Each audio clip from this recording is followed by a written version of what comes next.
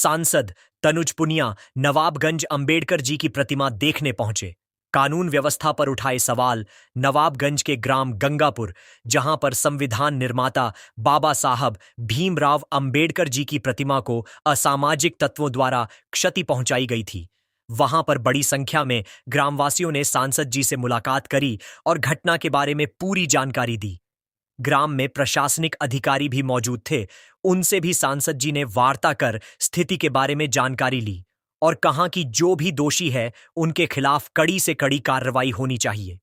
आज हम लोग को सूचना मिली थी माननीय राहुल गांधी जी के दफ्तर कि बाबा साहब की जो प्रतिमा है उसको खंडित किया गया है, लोगों ने उसको तोड़ा गया है लोगों ने, और विवाद भी है गांव में इसके चलते। तो उन्होंने मुझे अजय राय जी के माध्यम से सूचना दिलाई कि यहाँ जाना है और पता करना है कि विवाद किस बात है। तो हम लोग यहाँ गंगापुर गांव में गए, नवाबगंज क्षेत्र में। तो वहाँ जाकर के गांव वालों से जब बातचीत हुई तो पता चला कि विवाद कुछ ऐसे अराजक तत्व है समाज में जो लगातार उसमें विवाद कर रहे हैं। विवाद इतना बढ़ गया कि बाबा साहब की मूर्ति को तोड़ने का प्रयास किया गया, पत्थरबाजी भी वहाँ पे हुई, मारपीट भी होने के वहाँ पे अंदेशा था। तो शांति भंग पूरी तरह से हो गई। तो वहाँ पे और भी बात, एक बहुत गंभीर बात पता चली कि पिछले एक सप्ताह में ही 3 जगह बाबा साहब की प्रतिमाओं के ऊपर हमला हुआ। और अगर गहरा खोदा गया उसको तो सामने निकल करके आया कि पिछले 2 साल में 18 से 20 जगह ऐसा बरेली में हुआ है कि टारगेट करके बाबा साहब के प्रतिमाओं को टारगेट किया जा रहा है, कहीं तोड़ा जा रहा है, कहीं कालिक पोती जा रही है। तो ये एक बहुत चिंता का विषय है। बाबा साहब हमारे संविधान के निर्माता हैं। बहुत सारा समाज जो है पूछता है उनको महापुरुष के रूप में। उनके विचारों को हम लोग किताबों में पढ़ते हैं, पूरी दुनिया में पढ़ाया जाता है। तो ऐसे में जो सरकार है वो कोई अच्छा कदम उठा नहीं पा रही। यहाँ पे गांव वाले संतुष्ट थे गंगापुर में जो कार्रवाई हुई। ये भी मैं कह रहा हूँ, प्रशासन की तारीफ करूँ कि वहाँ पे पुलिस ने कार्रवाई जो करी वो सही कार्रवाई करी है और लोगों को गिरफ्तार किया।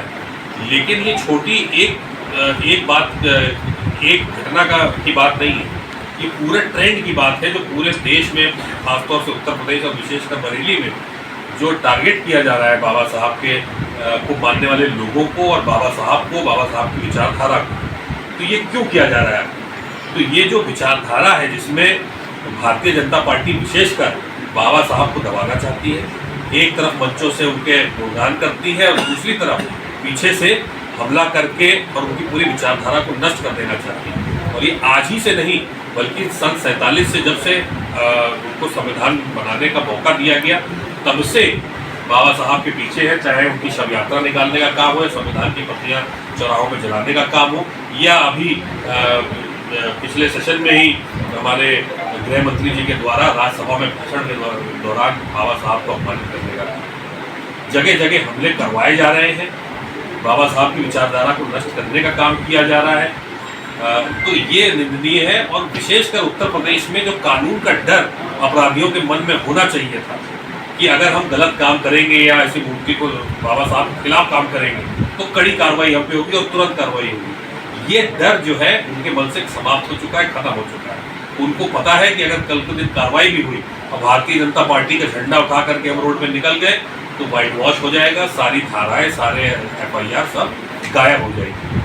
तो ये जो डर है उनके मन में, ये खत्म हो गया है। तो ये एक बड़ी समस्या है और इसको उठाने के लिए, इसी को देखने के लिए हम लोग जगह जगह जाएंगे और यहाँ बरेली आ जाएंगे। के बारे में चर्चा कोई नहीं करता। क्या फाइनेंशियल सिचुएशन थी, क्या स्टेट की सिचुएशन थी, विपक्ष किस तरह से डिस्टेबलाइज करने की प्रयास कर रहा था। चलिए वो जो कंडीशंस थी वो अलग बात है, उसका दुरुपयोग जो किया गया। अब प्रधानमंत्री अकेले बैठ के तो पूरे देश में काम नहीं कर पा सकता। जो उस समय लोकल में जो ये मैं मानता हूँ कि वहाँ गड़बड़ियाँ हुई, गलत काम किए गए, लेकिन जनता ने जब देखा कि नहीं है तो क्या प्रधानमंत्री जी को उस समय हराया था जनता ने मिल करके संविधान का ही इस्तेमाल करते हुए और उनको हरा करके सत्ता से हटाया। तो ये भी संविधान के था। तो संविधान को फॉलो करते हैं हम लोग।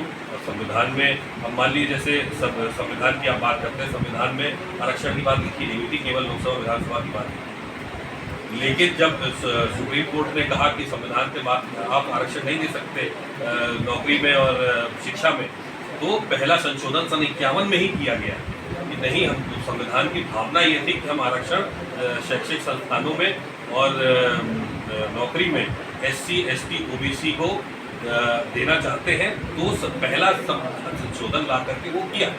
संविधान की मूल भावना को कांग्रेस पार्टी हमेशा से ध्यान रखती, उसी के संविधान के ही नहीं करते हैं कि कोई और वर्ग का आदमी या जात पूछ के उसको मारा गया। तो ये जातिवाद फैलाने का काम कर रही भारतीय जनता पार्टी का इकलौता एजेंडा है।